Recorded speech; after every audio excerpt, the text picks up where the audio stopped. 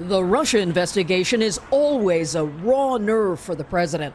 But today, this stunning conclusion on Twitter. They are laughing their asses off in Moscow. Get smart, America. The president blames how Americans reacted, referring to committee hearings, investigations, and party hatred.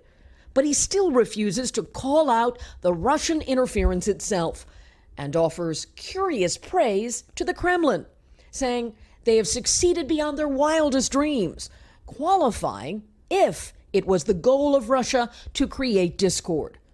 Discord is a key word used in the 37-page indictment made public Friday by the Justice Department, alleging 13 Russian nationals and 3 Russian companies engaged in an elaborate scheme to influence the 2016 election through social media and in-person espionage. The first thing that we should do is start implementing defensive measures so that the 2018 election is as secure as possible. But the president is not talking about punishment.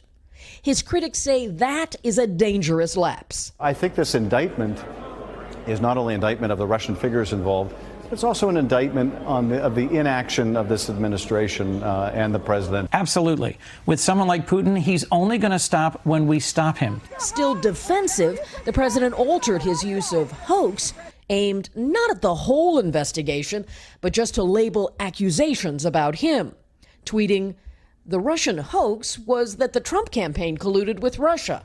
It never did."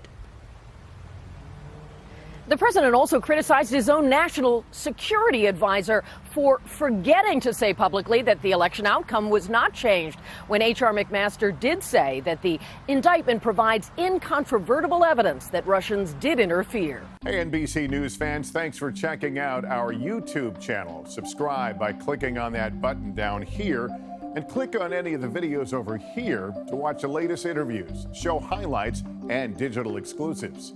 Thanks for watching.